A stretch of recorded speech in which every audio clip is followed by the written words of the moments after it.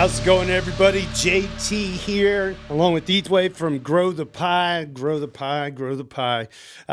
We don't have any standard guests, but Eatwave is a consistent, regular hangout on these calls here, so we can get some market action in the fog of Ethereum, if you will. We've been working on a couple of weeks here. Last 2 weeks, I've been working on the house, so we didn't do a show last week because the honey said do something. So when the honey says do, I do. And spring is here in Kansas, although you wouldn't believe it if I told you that it was 90 degrees 2 days ago. It's probably going to be about 30 degrees come this time tomorrow. So welcome to Kansas, Toto. Anyway, glad you guys are here. We are here on behalf of the Art Ethereum community, the daily general discussion on Reddit. And big thanks to the EV Mavericks Discord for hosting yet another episode. This is episode 144. I call it the fog of Ethereum. It's a little play on everything going on in the macro. It's this little tiny country over there on the other side of the planet is bringing a big dog to the fight against a big dog, and I'm not excited for it. And I really don't want. I don't know about you guys, but I've heard that nuclear war can cause a pretty severe suntan, and I don't do well with the sun, so I don't want a nuclear war, and I really hope that we can calm that shit down. Who's with me? Yeah, I think we're all in agreement with that. It'd be nice if we weren't in the middle of all that shit, because maybe we could enjoy a pretty substantial crypto market movement. But we can't have nice things in 2026, at least not yet anyway. And I'm just pontificating on all this because I care a whole hell of a lot about the world. And Eatwave, I've been rambling here for a minute. I don't know if you have any little thoughts on these conflicts, if you'd rather stay off the politics. I'm trying to stay apolitical with it. It's been kind of a thing that's been going on for decades with the U.S. meddling in the Middle East. But I don't think we're prepared for Iran at all, and nobody wants. Yeah, I don't have a very well-informed opinion on it. I do have one colleague who was originally from that area, so he would have a better perspective on it. But yeah, I think it's a tricky situation. In general, wars are just bad for markets, but also just bad for the human cost. Yeah. And environment, we all forget about the environment when all these bombs are going off, and especially when they're targeting fuel plants and things like that. Yeah. These things have consequences. Well, if you want to take the environmental thing, the attack on the Nord Stream pipeline was like the single largest emissions of CO2 in human history by humans. So, and I'm not going to back that up with facts, because narratives are all I care about right now, and the narrative should be peace, regardless of the facts. So, people want to debate that, they can do it. But I also worry about blowback stuff and air quote unconventional warfare spreading around the world as a result of these actions. And I just want people to be safe out there. And LogrisTheBard has got his hand up. 12 Meatballs is in the crowd too. Hey, if you want to jump on the EV Mavericks Discord, this is where we are live. You can just Google that, EV Mavericks, all one word. We're live right now on X. We're live on the YouTubes, and we are live as well on Twitch. So if you have anything you want to say, you can drop some comments on those channels. They might populate up here on the screen after a bit if we get some. Otherwise, I'll leave it empty. And I'm glad that everybody out there could join us. LogrisTheBard. We were just kind of pontificating a little bit, or at least I was, at the current state of the world. And everyone. Everyone. Yeah, it's just, I think if people are not very well informed about what's going on, I bet within a year they're going to be experts. There's so many armchair generals at the moment, and suddenly macroeconomic experts on, oil flows. Everyone seems to be surprisingly well informed in this topic, or think they are. Yeah, I have to pay attention from a distance, because if you feel like you're up to the minute, you're probably too late anyway. And I feel like some of these decisions have been handed off for years before we're seeing them right now. And I was listening to a really, he was a military academic. he had a really good kind of like lay of the land from a military perspective. And he's not trying to make, it's not a heads or tails, left versus right kind of thing. He's just basically his worry is that, if there's 5 steps to this program and we've just started step 2, we won't be able to turn it around unless we do it in like step 2.5, because step 3 is when we cross over to the Rubicon. And now we really are, for instance, they just raised the military age limit. Yep, they raised the military age limit. They've deployed 3,000 paratroopers. I've seen It's notes they 82nd Airborne. might deploy another 10,000. Those are getting to some serious numbers. The Strait of Hormuz is one of those things where it's narrow enough. Yep. And if you put mines in the middle and force people towards the shores, and then you can get submersible drones, and oil tankers are not fast maneuvering things that are going to dodge a drone, right? Harrowing. So you can do $100 million of damage for $25,000 of input. That's not a equation that you can put boots on the ground and solve, because you can deploy that submersible drone from 20, 30 kilometers away. Yeah. Right. And it's kind of a bad deal. So I don't, even if you put boots on the ground, I just don't know what your solution is here, as long as those economic numbers are in place. Build another pipeline from Iraq to the other sea, or the Caspian Sea or whatever, and then go out that way. Sure. Right. But there's also the story of where the economic pain is being felt. And there's a story of how this could turn around in the U.S.'s favor or against the U.S.'s favor, impact on the dollar, impact on the energy sector, impact like that. Yeah. There's just so many armchair takes you can get on this topic. You could fill up hours and hours and hours, and people do fill up hours and hours and hours with all the speculation here. Yeah.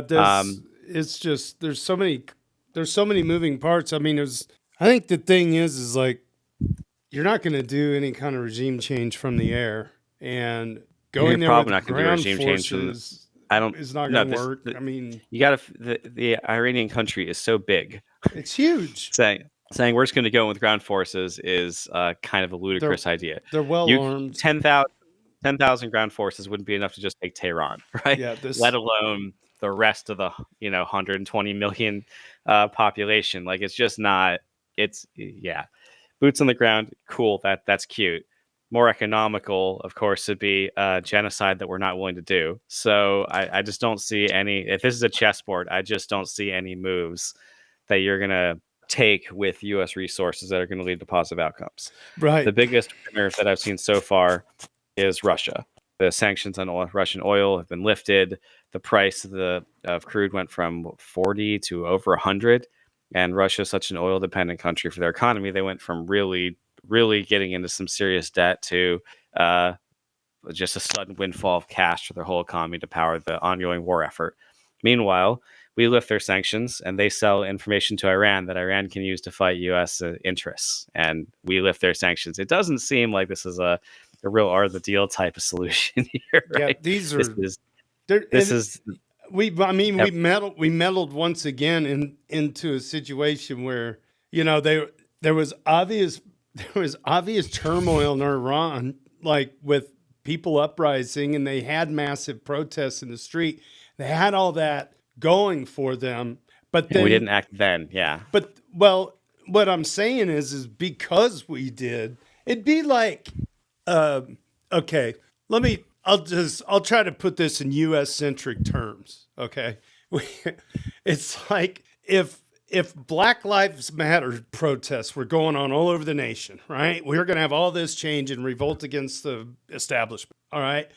And then what would be a good example of a country? Let's just take China or Mexico, or a large, not Mexico, but like China. It has to have a credible military. But then they come in and just blow up the White House with all of the leadership and a bunch of people from the Senate. And then they say, "Go, Black Lives Matter! You can do it!" Right? Do you think we care about Black Lives Matter movement anymore at that point, or are we worried that, holy shit, they just blew everybody up? I mean, we just basically killed the Pope of Islam. Yeah, and then we're threatening to blow up power plants and desal plants and commit war crimes. And it's like, yeah. It's nuts. I There's even heard a just guy make the case that that was that analyst. He said Iran might blow them up themselves because because maybe false well, flag it, sure. no, literally blow them up because that would take away the incentive for oil from the United States, right? The drawing oil for the United States, you blow up all the infrastructure yourself because they're already coming to kill us all. You know what I mean? Like they're coming As like a yeah. mutually assured destruction thing. Yes. I'm not sure if they take so 90% of the oil that's leaving the Strait of Hormuz is destined for Asia and Australia and Philippines, etc. Right? Yeah, it's So like 20%. if they destroy China. those, so the U.S. goes in here, we create a giant mess, we inject a bunch of chaos. Are we the ones who pay the most, or are we the ones affected most by that chaos? Not even remotely, right? Exactly. Australia has 500 gas stations that are completely out of diesel, 200 that are completely out of gasoline entirely. No U.S. gas stations are out of gas, right? Our prices might be up 30, 40%, but we're not looking at pausing the U.S. economy because of this. So if they go and blow up all of their oil infrastructure, that might just serve to solidify the petrodollar because the entire world becomes addicted to U.S. energy sources and other, if not U.S. energy sources, still energy sources that are backed by or they're priced in the dollar. So Saudi, whatever, they've got the petrodollar for decades. The more that the supply coming out of Iran and Iraq is gone, the more dependent you are on the other sources that remain. And that would be the U.S. I mean, we just seized huge oil reserves in Venezuela. We've seized, Iran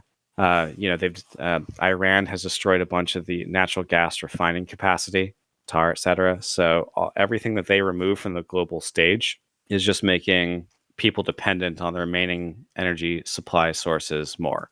And that basically consists of Nordic supply sources, including Russia, as I said, and U.S. and Venezuela and Saudi, or the UAE, though, the Arab region. So I'm not saying this is a deliberate strategy, but everyone's just trying to navigate chaos at the moment. And the U.S. is just a monkey with a handgun, and everyone's trying to figure out what's going to happen. And it's a big scramble. The monkey with the handgun is Israel. Let's just say it out loud.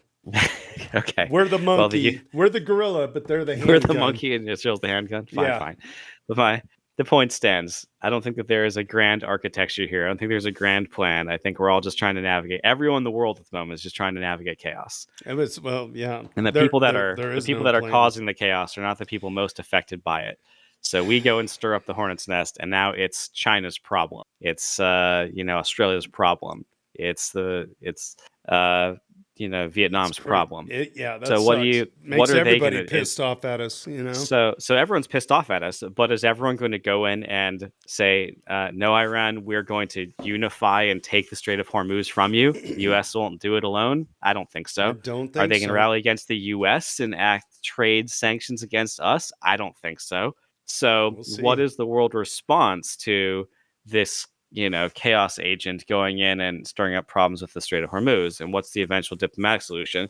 And is it even fully up to Iran and the U.S.? Well, this could evolve in very uncomfortable situations if China decides to deploy a fleet over towards the Strait of Hormuz to say, oh yeah, we're going to protect the oil tankers going through. Go ahead, right? This could get really geopolitically tense. And I mean, with all the other conflicts already going on, World War I didn't start as a single day of World War. Right, where everyone just declared war all at once. It was a bunch of smaller skirmishes that eventually evolved into a larger conflict. We currently have a war with Ukraine. We have the war between India and Pakistan. We could now have one between the U.S. and Iran, and China and Taiwan. The lines have in China and Taiwan. With the U.S. would have to back Taiwan. So if we pull that together, you quickly end up with the battle lines are basically drawn with the U.S. and Israel and UAE, Saudi Arabia. Maybe Europe on one side, and then China and India and Russia, BRICS, etc. on the other side with Iran. On the topic of World War I, there's an 18-hour podcast by Dan Carlin called Blueprint for Armageddon. I wish everybody would listen to that, especially right now, because Anyway, this is supposed to be a crypto conference. it is. Crypto. And on that point, I've got ETHWave from Grow the Pie here. Now, in the fog of war, ETHWave, I've been kind of impressed at how the crypto markets have been actually kind of holding up. I know you got a screen to share. I'm going to let you take over on any of these metrics that kind of make sense for you. This is ETHWave from growthepie.com. Thanks for joining the show. Just sharing my screen 1 second. Good. Yeah. Yeah, just linking back to the topic we were just talking about. I do know that the regime in Iran had a lot of Bitcoin and confiscated crypto from other currencies, but they also used to mine a lot themselves. Oh. So yeah, there's more tied to that story. Whether they'll sell about it. that. You're right. Yeah, and it's also like this administration's been very pro crypto. I hope the pro crypto continues, but like world conflicts can change people's horizons and things. So yeah. Just thought I'd mention that one. Yeah, very good. The world, if the U.S. wants, so the yield basis or the yield on Treasury bills has been going up with this crisis, which dramatically increases U.S. debt accrual. The deficit is dramatically impacted by the interest rates. So if they want to get the interest rates to fall, they need to drum up demand for treasuries. And the easiest source of drum up demand for treasuries right now would be stable coins. Increase the volume of stable coins by $2 trillion. You've got $2 trillion more buy pressure on the T-bill. And so the worse this conflict gets, it hastens or creates urgency to create stablecoin adoption, not just domestically, but globally. So I don't think that this is going to cause a turnaround to the pro-crypto administration. If anything, it makes the lifeline of the T-bills for keeping the debt in check more urgent, right? Yes, as long as I can imagine with a government change in America that it could swing the other way, not necessarily because it's the right economic thing to do, because you've just made a really clear economic case there, which I would strongly agree with. But when people think that certain industries bias towards the opposition party or things like that, they can also influence people's decision making, and sometimes people grandstand or have made a decision in the past and sort of stick with it. Like Gary Gensler is an example of this. I don't really believe he believes what he's saying anymore, but he kind of has to stick with it because he would have to lose face. So it'd be interesting if the political party next time in America it goes back to Democrats. When it does, I'm interested in how that'll change. Well, in the midterms, that's not going to, even if you change the Congress back, we're not looking at legislative action. You kill the Clarity Bill, the status quo stays. We have the Genius Act that gives that, and we have new regulatory guidance by the SEC and CFTC on what is right. So the urgency to get the Clarity Act passed for regulatory guidance is gone because we got the regulatory guidance from the SEC and CFTC directly without action from Congress. And the existing Genius Act gives all the clarity you need on stablecoins, which includes stablecoins for passive yield, which is the current status quo that Coinbase is acting on. So if the banks want to fight and stall out the Clarity Act, okay, it's no longer as big a deal as it would have been 6 months ago because we have the new regulatory guidance from the SEC and CFTC. If the regime wants to change in the midterms, if the regime wants to change in the next 6 months due to the midterms, and Congress is now, I don't know, supermajority Democrat, I still don't think that even across the Democrat Party, there's plenty of people that, for grandstanding reasons, just like you said, to not lose face, and because they truly believe in it, they are still going to shoot down any attempt to just like kneecap crypto, right? And they'll just make the case that I just made it. Economically, it's not in U.S. interest to stop and hinder demand on T-bills. And this is a way of projecting soft power across the world if crypto is adopting the dollar as its reference standard. And it is, right?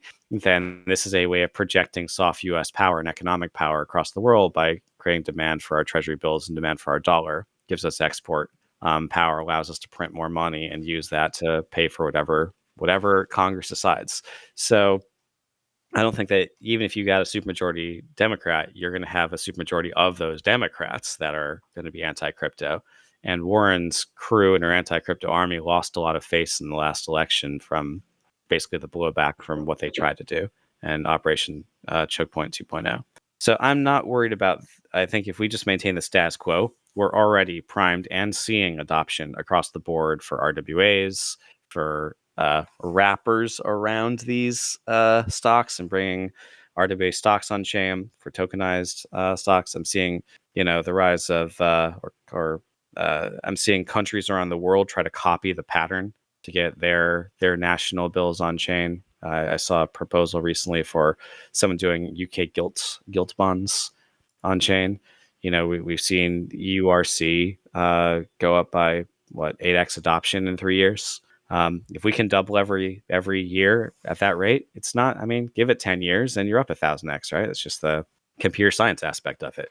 So it's not. It's going to feel slow, but in terms of historic macro movements, it's actually going pretty quick. You see things like Larry Fink go full-throated, tokenization in his annual investor letter. This wasn't a crypto letter. This was like BlackRock's entire strategy, and an outsized portion of that report was on crypto, specifically on tokenization. Say Ethereum? No. Am I annoyed by that? Yes, but their products are on Ethereum.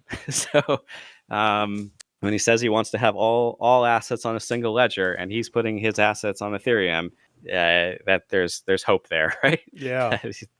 There's tons of hope. And I agree with what you're saying. When you're living history, it does feel like it's moving slow, but a few years or a few decades even later, we'll be looking back and thinking this was a fast adoption curve. Yeah. I do find it ironic that fiat currency, tokenized fiat currency might be the thing that buys crypto enough political capital to not be regulated out of existence. That's super ironic to me.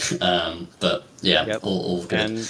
And as long as there is the ability to transmute one form of currency to another through DEXs basically instantly, you don't have to hold the highly. Let's say they launch a federal dollar. They force Coinbase to patch the USDC contract so there's take backsies or whatever, right?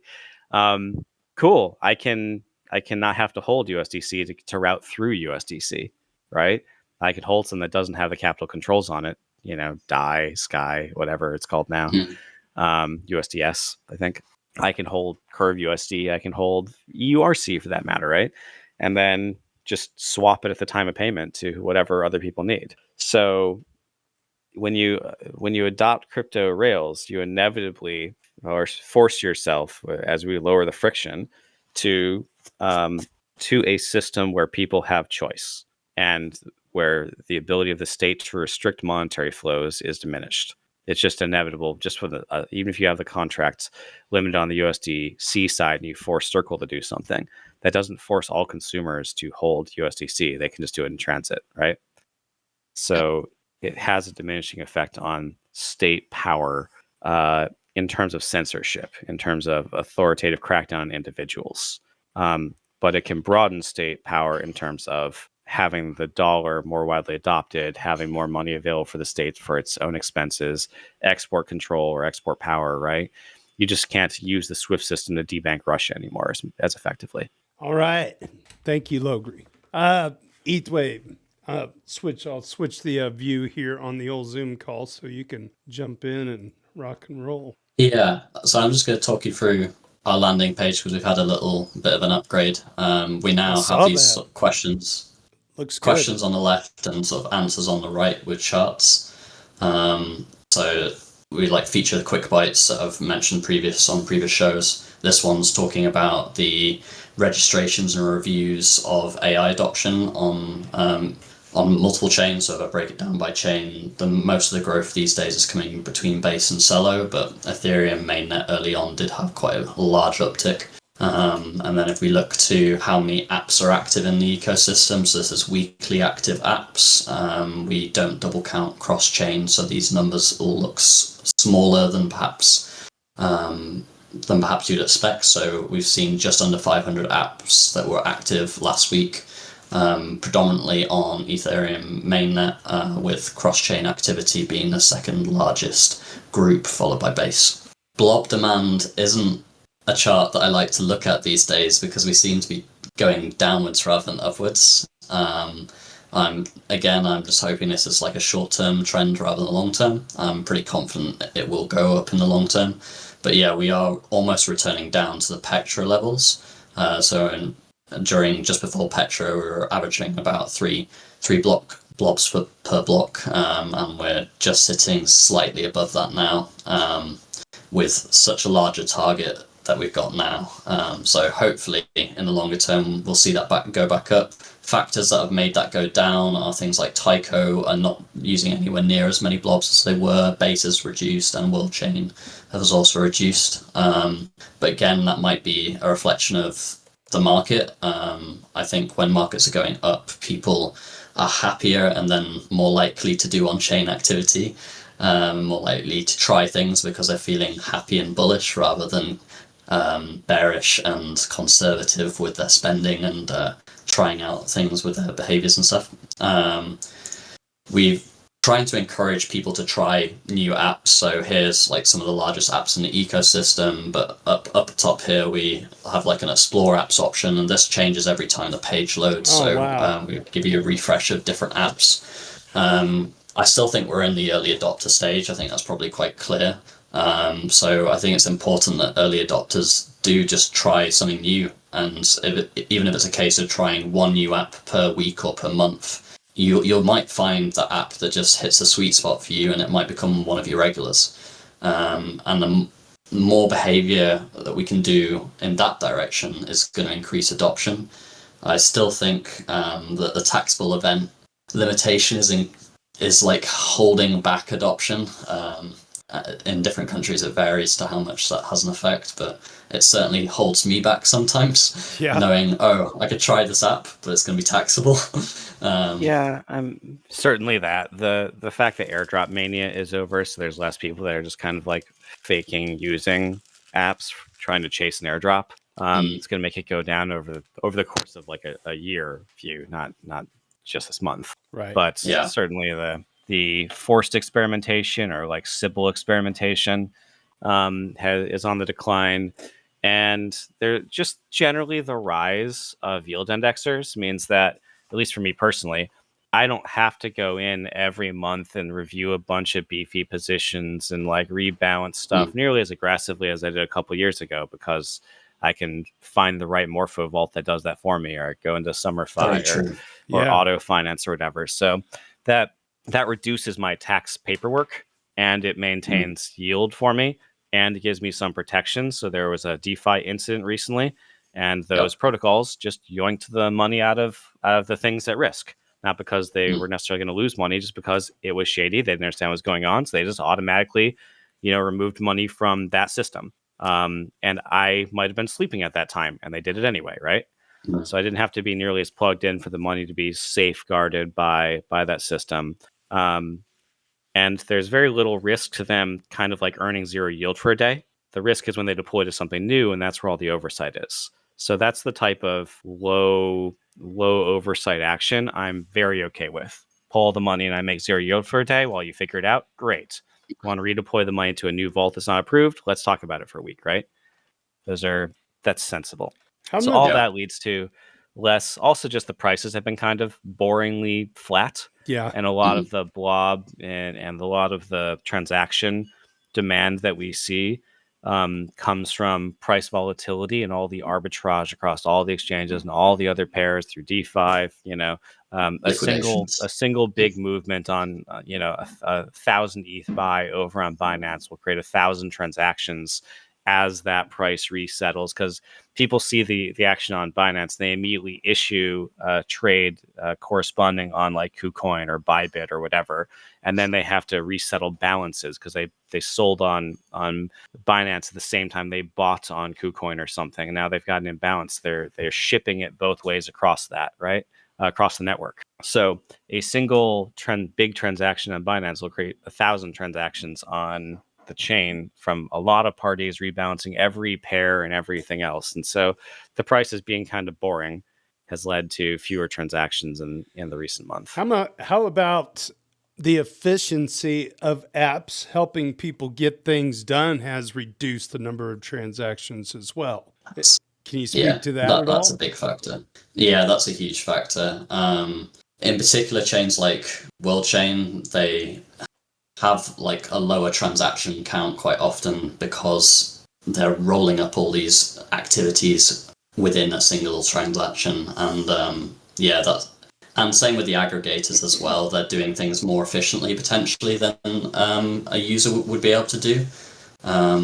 Doing the least amount of hops, or at least the most cost-effective route. So yeah, I think those are all factors for sure. But I do hope to see a return to charts moving upwards. I mean, lately, in terms of charts moving upwards, it's been mainly Polygon, Polygon POS. Although it's not technically a layer 2 currently, it does pay rent with checkpoints, so it does pay rent to Ethereum mainnet, more so than people would think. But yeah, I hope one day that they're able to turn into a layer 2. We've recently brought out a tool that helps people break down where activity is coming from. So if I click over to this one here. So this is Polygon here. You can see most of their transactions are coming from Polymarket here. They've also got Origin World and a few other little apps here. You can break it down further if you wanted to by like smart contracts as well. Wow. And we can compare like gas, for example, if I take that one hop off. So yeah, we're trying to build tools to make it clearer for you to see how reliant certain chains are on particular use cases or even particular apps. I'd say Polymarket's probably the largest share of a chain in terms of app usage. So if we have a look at what Ethereum mainnet looks like, we're using a lot of stable coin transactions. Break that down further. So you can see Tether and Circle, USDC are probably the biggest ones there. But then if I switch to gas, like finance becomes a lot bigger. And yeah, that's fantastic. We're hoping to see once more apps are labeled. I mean, we've got a lot labeled, but it's the smaller long tail stuff that is sometimes harder to track at scale, as you can imagine. So we're hoping to paint a clearer and clearer picture of the landscape over time. If I could go back to the home page, we recently did a report on Cello. Let's see if I can open that reasonably fast. Sorry, I've got quite a lot open on my PC right now. You're worse. So Cello's just had its 1 year anniversary at being an Ethereum layer 2. It's going to take too long to load, I think. Sorry, guys. That's all right. We did loads of metrics. No one's as bad as my wife with open tabs. I literally went out to our computer in the living room, which is like a mini PC, and she had two different browsers on, Brave and Chrome, and I swear, I'm not even lying, there was 60 tabs open on each, and she was wondering why photos... Yeah, I probably got similar. I probably got about 60 tabs open on Chrome. I tend to open a new tab rather than finding the old one. It's work related. Yeah, it's different with her. With her, it's just Amazon shopping and Facebook kid pics, you know. Yeah. So I'm not, honey. I love you. It's a lot like emails. You either have like 1 million unread emails or you have 0. Exactly. Right? Same thing. She never deletes emails. She has over 100,000 emails on a. Wow. Yeah. I just don't even say anything. Like, I just don't, because like, who cares? They don't care. So why should I? You know, Yahoo can eat it. I give my wife a hard time about it anyway because it's fun. Yeah. Well, see, my wife takes You're shit the better personally. man, JT, but I'm not the better man. I just know my wife takes weird shit personally. And your wife probably doesn't. No, you've always got to pick your battles for these things. For sure. Well, I could talk shit, I guess, because my wife never listens to this. But I'll stop talking smack because somebody will send this episode to her now that I've put out a challenge. Well, anything else, Heathwave? Yeah, so we're doing things like trying to break down stablecoin usage and supply. So this one's on supply by chain, and you can drop down by chain to see which stablecoins are most popular on which chains. This is like stablecoins is such a big topic that we're probably going to release more on this Wow. in the future. But just trying to provide more transparency and showing the adoption between chains. We're seeing a little bit of a movement away from, I think the hope with layer 2s originally was tokens of value would be minted on Ethereum mainnet and then bridged, which does happen, but we're seeing maybe a movement away from that because natively minted and burned tokens allow for less friction. And that might be solved in future like Ethereum upgrades. But at the moment we are seeing less natively minted ones being used compared to these ones that allow you to bridge very quickly by doing burn and mint. So just they'll burn it on the chain that you're on and remint it on the chain that you want it to be on. Oh, wow. So yeah, we're seeing different things like that, and we're able to track it all on Grow the Pie. Hadn't got much else prepared because I didn't realize I was having a full featured episode. I thought I was just going to be doing whatever you can do is all. I just like having you around every episode because you got good insights and your team is crushing it, and we like having you around. Yeah, we're working right. I know I've been saying this pretty much every episode, but we've made a lot of progress, and hopefully in the next few weeks we're going to be releasing new app metrics, and we're really excited about this. We want to be supporting the app builders, but we also want to play a role with helping people discover apps as well. So it's like a hybrid between not necessarily an app store, but where you're able to see the on-chain activity of different apps. So if you hear about an app on a social media or something and you want to dig deeper, our platform's good for that. And we also want to provide the app builders with a great dashboard so they can understand where their activity is coming from, so they can compare themselves against their competition. Ultimately, we just want to make their lives easier so they're spending less time prompting AI trying to build these dashboards when they're already ready built with a better UX than AI would be able to generate in a short amount of time.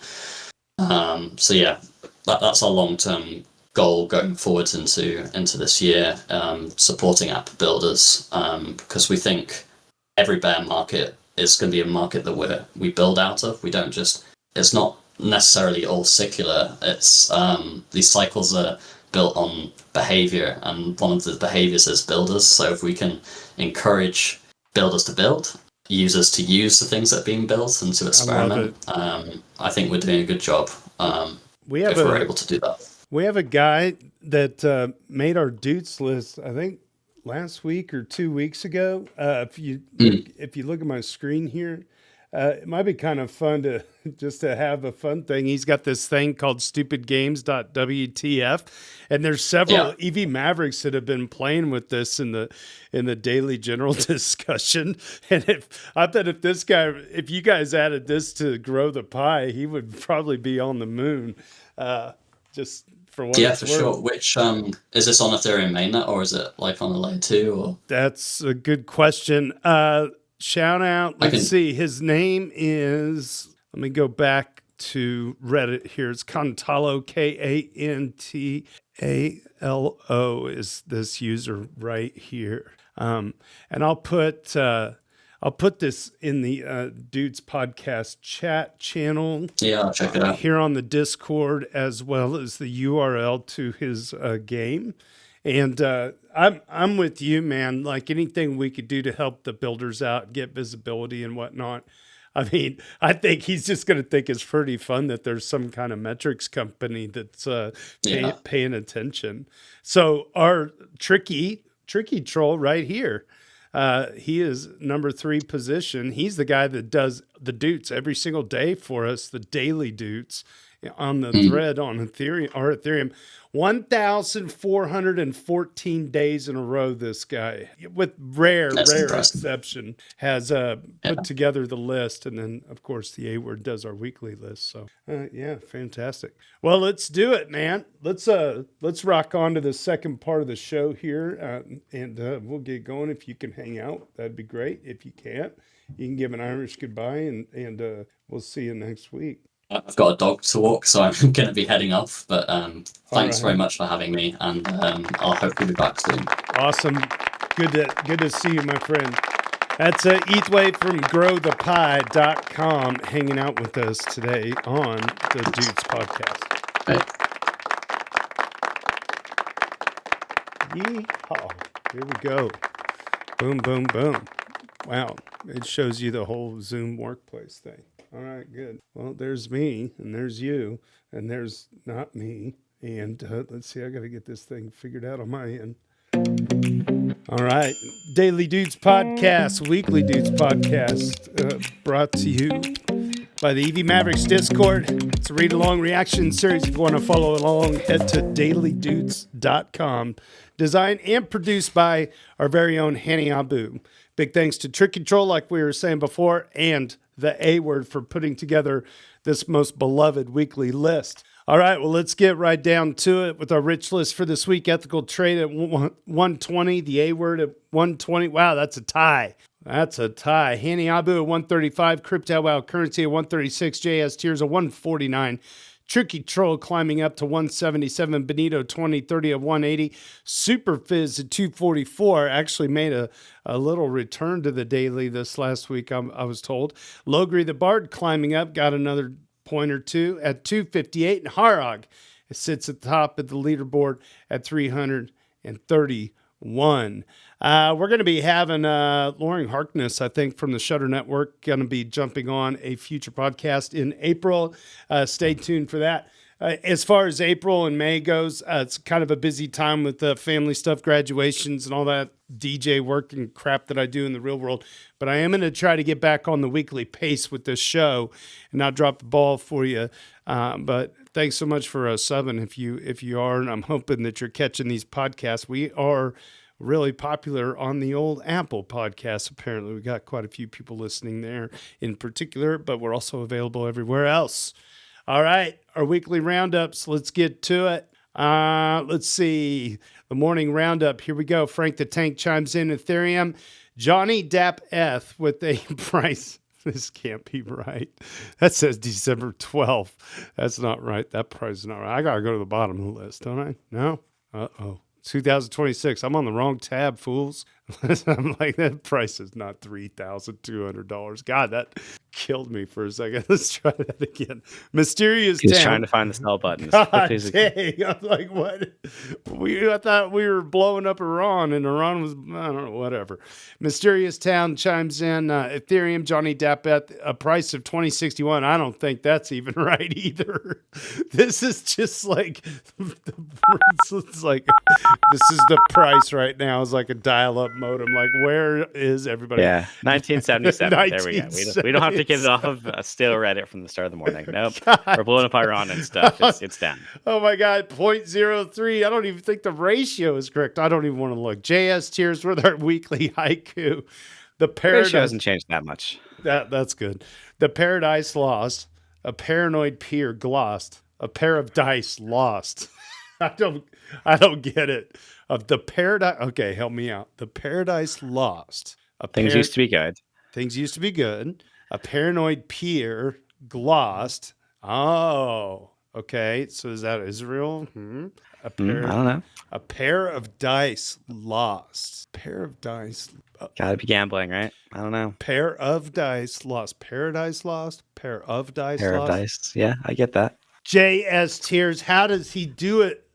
He does this every single day. And big shout out to AB Kothup for the Ethereal News Weekly number 17. Your headlines from that. Frame transaction CFID for Hegota. ETH Staker staking survey has been posted, and the EF Post Quantum website is now live. You can get all that via AB Kothup, fellow moderator, at ethereal.news. new 17th issue. He's holding steady. Our ship post of the week, because we always like to save the best for first, is from our very own Tricky Troll. If ETH is digital oil, then why isn't the price shooting up? Yeah, Fair point. That's pretty Fair good. point. That's Yeah, pretty good. that got me. All right. Alexis Kev shares a collection of thoughts on today's Tempo launch, and user Harag goes over an additional important point. Special shout out to Alexis Kev is sitting at 101 Doots. They crossed the century threshold, been on an absolute tear lately, making the list several times, and is now over. He's just the bringing the 100 news point in, mark. right? He brings it he's in. Just paying attention to things and drops in the news and gets a doot. Like, thank you for that. Yeah. It's a service. It's huge. It's really, it's such a good service, and he's so consistent, and it's showing. And thank you, Alex, or Alexis. Tempo launched its main net today. Not going to do a whole corpo chain rant right now. We've already covered that here, but just for the laughs, here's the message you'll currently see if you want to run a validator for him. And he's got a clown emoji here, see? Quote, the management of the active validator set is currently permissioned by the Tempo team. If you're interested in becoming a validator, please get in touch with the Tempo team. They even launched an open standard for machine payments, which competes with X402, the machine payments protocol. What seriously saddened me, though, I did not know this, is that Georgios Konstantinopoulos is leading their, I said that right, is leading their engineering team. I have a lot of respect for the guy. He's a brilliant mind. He has contributed massively to the Ethereum ecosystem, having started some of the most used open source crypto projects. I screwed it. I zoomed in and I lost my place. A lot of contributed massively to the Ethereum ecosystem, having started some of the most used open source crypto projects, such as RETH or Reth, Foundry, and Alloy. Also a member in Paradigm to paint the whole picture. A very smart, very likable person who I regularly had the opportunity to watch presenting live in many important Ethereum events and conferences. I understand that a lot of people will actively choose financial security over cypherpunk values at some point in their career. Sadly, I see an increasing number of people I admired for their Ethereum involvement following this route. On a happier note, I recently listened to Justin Drake commenting on Dankrad's departure, described the influx of new high-level devs to Ethereum, in his case, to the EF teams. He sounded really impressed with the amount of talent they were bringing and truly optimistic. Okay, Harag says, quoting, says, here's the message you'll see regarding the Tempo validator things where it's permission. Harag continues, the fun thing was that Tempo claimed their L1 being permissionless. In corpo slop land, words don't have meaning. They're just used to convey the vibes, nothing more. On a serious note, the connections and influence Paradigm has on the Ethereum space has been discussed quite a bit in the last few years. They are an active participant in all core dev calls and lead quite a few changes in Ethereum in the last few years. In the last few days, there was a discussion to include a new type of transactions called frame transactions. Tempo has a different solution for this problem and apparently publicly attacked frame transaction authors over it. The last ACD call got a bit heated, at least by ACD standards, and some core devs called out Reth devs and their obvious conflicts of interest as a reason they should not have a vote on this matter. It is now becoming more and more obvious for many people that Paradigm, and by connection Reth developers, might not only have the well-being of the Ethereum protocol in their mind when deciding what to include and what not. Overall, this is a sad development for Georgios and his team. Let's see. But expected, considering he decided to be part of Tempo and lead their engineering effort. There's a short Twitter discussion you can check out. And for those wanting to read the conflict of interest discussion, Forecast has a transcript. And more importantly, the chat log. All of this is available at dailydoots.com. Hey, look at all these folks here that are in the channel. I got a notification from Mex, I think, down in the chat. Let's see. I don't know what's going on here.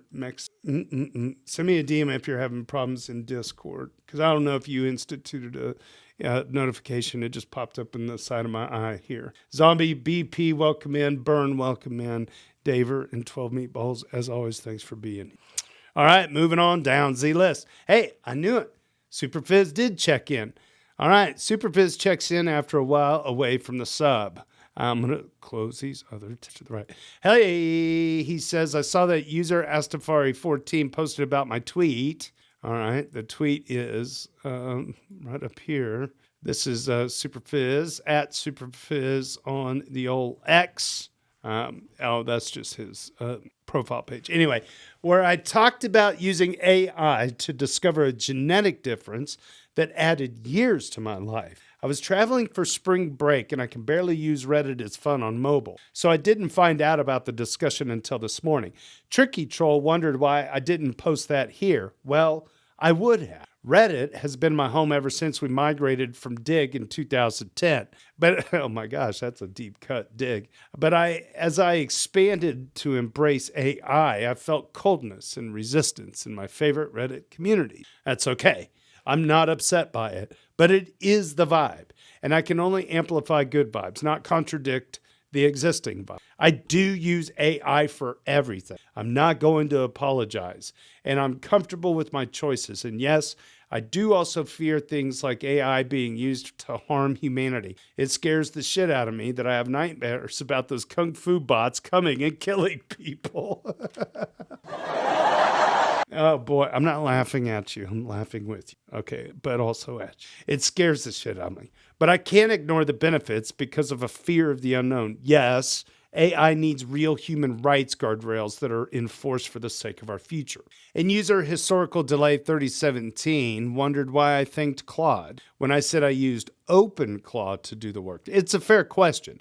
OpenClaw is more like a container than an AI or LLM engine. OpenClaw sits on my local hardware. I give it lots of information about my life and my activity. Then it interfaces with an AI like Claude, Gemini, or ChatGPT with that information in an organized way. So when I say I used OpenClaw, but I thanked Claude, it means that OpenClaw organized the information, but I used Claude to make the discovery. My personal setup is OpenClaw on a powerful local machine with an RTX 5090, what a flex, running a local router model, also known as a Quinn. User Eternal Shadowban, I can't tag you because I've already tagged 3. Ask for and explain like I'm 5. I don't want to say more about it.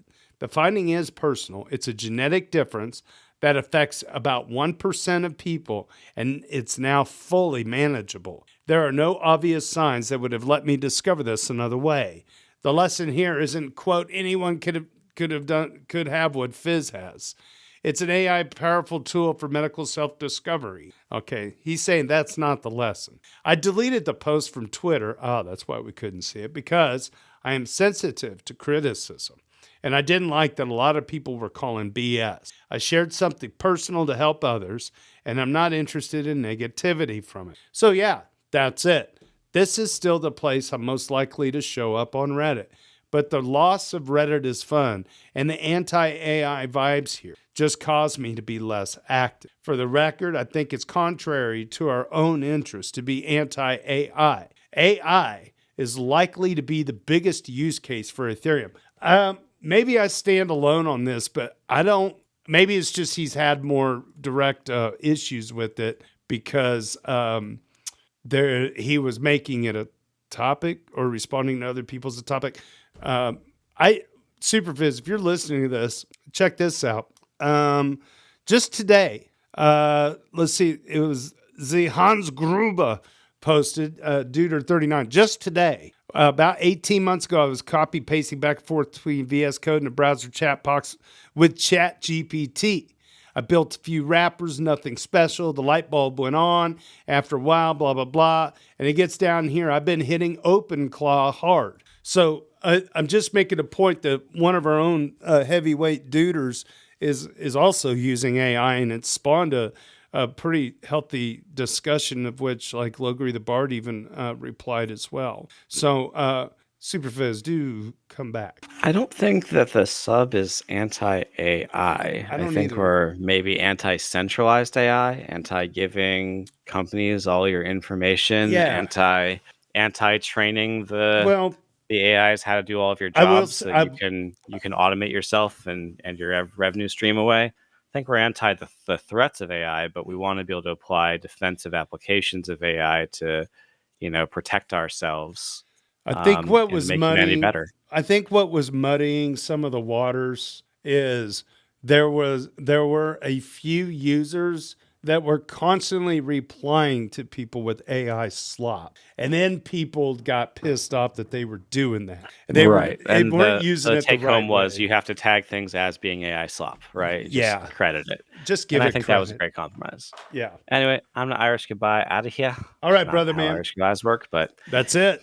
carry on. That's more of a vocal Irish goodbye. A regular Irish goodbye is you just shuffle away from the bar and disappear. But I know. until next time, thank you, LogrisTheBard. Cheers. All right, moving on down the list. Good. Poid HXYZ. They just crossed 10 Doots for this week. Got a good answer from their street interview bounty. Finally got a good street interview answer 50 seconds in. Quote, Ethereum is well known for decentralization. No banks, no company, no government can control it. You have full control of your token. And that's on X. Looks like John Bayod. Let's see what we got here. Good afternoon. My name is Bayod John, and we are here to make a video for POIDH and we then retweet this. So we are going to go and meet some of the students here in Futa to ask them about their knowledge, about what they know about Ethereum, and some random questions. Come to this. Good afternoon. My name is Bayod John. It's about I 50. don't know if you know anything about Ethereum. All right, here we go. Ethereum, sorry, can I? You mean Ethereum blockchain? Yes. Okay. Yeah, I think Ethereum is one of the blockchains we have. After Bitcoin, we have Ethereum, and I think it's the second largest growing blockchain, and it is founded by this Vitalik. Nice. Yeah. Good job. So, and it is well known for its decentralization and.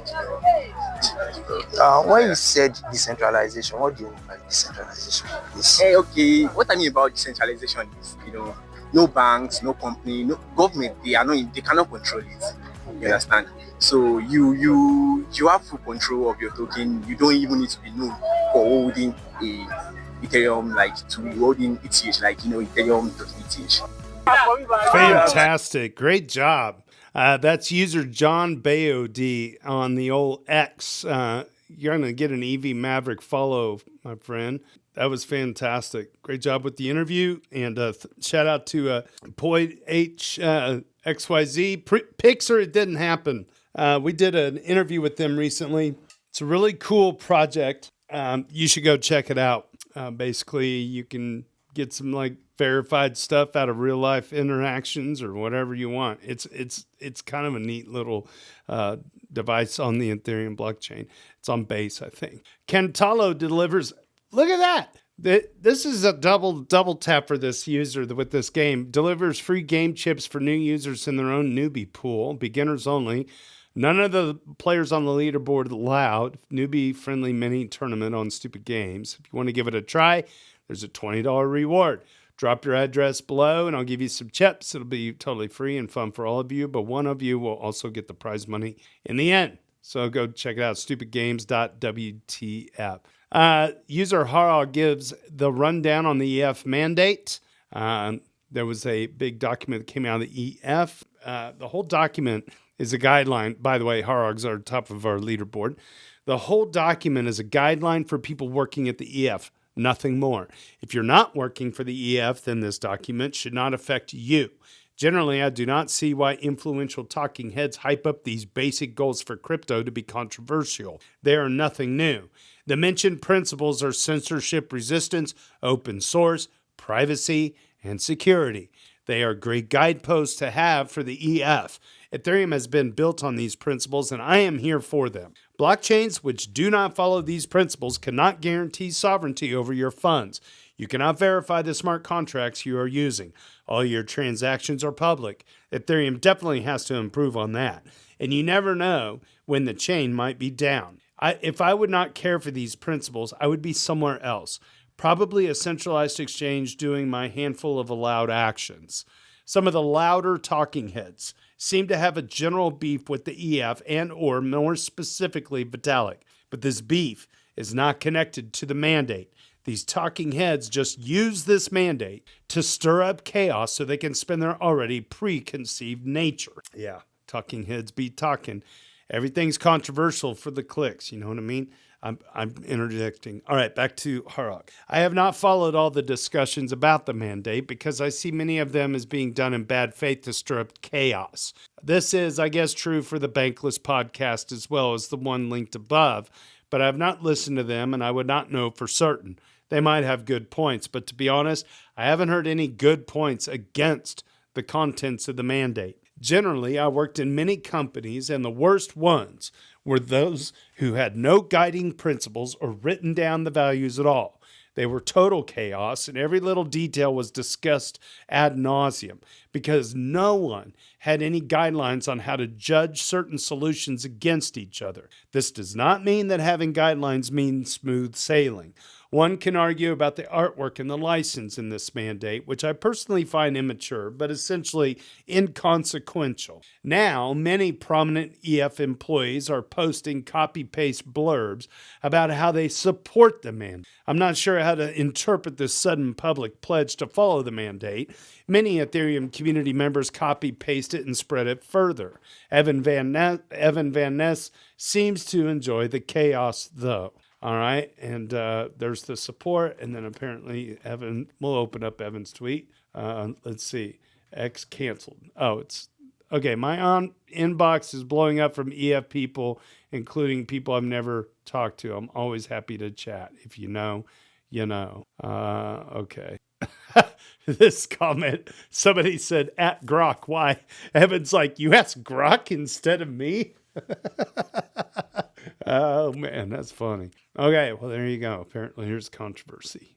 I don't have any heavy opinions on it because I have not read it. And most of that is due to me working 12-hour days, painting a house. But fortunately, we're getting down to the end of it. All that's left on the painting of the house is electrocuting myself, hanging up light fixtures. I can't wait. It's going to be great. All right, user ethical trade discusses the growth on L1 as blob usage stagnates. Bum, bum, bum. Hey friends, long time no see again. Ethical trade for this week is a Deuter number 120. In a sea of good news about Ethereum, I noticed this chart that seemed like bad news. The average blob count. This is Dune Analytics, not a sponsor. Let's see. When the target blob count was 3, we hit the target fully and continuously. When it moved to 6, it took roughly 8 months to get to it again. Right as we nearly reached it, the target moved to 10 and then to 14. But during this period, the number of blobs per block continuously went down. The activity is less than half what it once was, but still fairly stable past the peak period. The mainnet activity is growing steadily. So what do you think about the following? Is the blob per block decline mostly due to optimizations? Is the decline in L2 activity simply due to the market being beary or crabby in the past months? Isn't mainnet growth what matters the most by far, especially since costs didn't get crazy for users? I don't know. It's me. Warns us of a snail mail scam. That's right. Guess what I got in the mail today, thanks to you, Ledger? I won't say the F word, I promise, Mom. Well, okay, so this is what happened. I got a letter that looked like it came from Trezor, complete with the stamp and like everything looked pretty proper. Opened up the letter, looked inside. The letterhead looks pretty legit. It wasn't really the kind of paper that you would expect something like this to be on for a corpo kind of thing. But here's the deal. I knew it was a scam from the get-go. These companies are not going to send you papers in the mail asking you to scan a QR code or do anything of the sorts. That's just not how any of this should operate. So anyway, yeah, that's exactly what it was. Is they were saying we got a new authentication measure that we're doing for all the current Tracer users or whatever. And the reason why I say FU Ledger is because that's where like most of everybody's data got leaked. And so like to get stuff in the mail that's tied to crypto, that's my physical address, like I'm pretty well doxxed, but this is just kind of keeps going, right? Just kind of twisting the knife a little bit, because I've been SIM swapped twice. I've been hacked a couple times. I've lost more money because of SIM swapping, which is really a whole deeper level of a hack. So measures are in place, but I just want to let people know that now they're sending out snail mail. All right. It's apparently lucrative enough to pay for a snail mail campaign to scam people. I didn't do anything with it. I'm not going to take it to the authorities. It is what it is. Blah, blah, blah. All right. Alexis, Kef, find some funky stuff going on with the old DAO tokens, and user BHIITC digs up the explanation of what happened. All right. The curse of the DAO strikes again. Someone just sent 179,000 DAO tokens to a self-destructed contract by mistake, about 3.8 million USD worth. It came from dailydoots.eth, and they sent the message to, you have unclaimed funds from the DAO back in the day, reclaim it now at the official site. But the receiver's contract, that it is a contract that's been killed. Later on, he had another take on this. It even looks weirder. It looks like daobase.io.eth wasn't the address that sent the token. It was just sending an on-chain message to a bunch of abandoned contracts. It looks like calling these contracts triggered a transfer of the DAO tokens to the single killed contract. What on earth is going on? As I said before, Alexis Kef is a 101 for this week. Let's look up this username seems new to me. Is a duder number 5, BHIITC. Is a duder number 5. There is an explanation now in the comments. So what happened after a 1-minute check is that the address ending in 3C2 is calling old Shapeshift contracts holding DAO tokens. These contracts use a failback function, and the attacker, air quotes, bypasses all the, quote, if checks for the FN selectors and invoke the last lines, which transfer it to the owner. Unfortunately, the owner contract was created and not, create all capitals must be a thing. RIP indeed. It's a bit more technical than I relay, so we will leave it at that. But it is crazy to hear about the DAO 2026. Fellow moderator rounding out this week, user Edmund Egger has a question for a cool app they're proposing. I have a question. Edmund is a duder number 47. I'm proposing a system where non-crypto people might want to send a crypto transaction occasionally for a non-financial purpose. If anyone's interested, it's a blockchain wrapper around an AT Proto ID. It's called did::cow. Suppose I'm a regular website user. I don't own any crypto, and I don't want to own any crypto. I definitely don't want to do KYC with a crypto exchange. But since this involves sending my personal information to scumbags, but I do want to send an Ethereum transaction, and this risks gas. Is there a service that will take a regular online payment, such as PayPal or credit card or whatever, and relay an arbitrary blockchain transaction covering the gas fee? If you feel like you shouldn't need KYC for this since it's not a financial transaction, you're not getting any token. It's just sending some data for the person on their behalf. Yeah, there you go. Well, there it is, did::cow. So check that out at dailydoots.com. It's a thing that looks like you can mess with right now. All right, well, that's it for this week. Thanks so much for subbing and smashing the bells around here, hanging out with us on the old X, the YouTube, and the Twitch, and right here on Discord. So on behalf of the daily general discussion on R Ethereum and the EV Mavericks Discord, this wraps up episode 144 for this March 27, 2026. We will see you guys later on the next one. And with that, cheers and big hugs from Kansas City.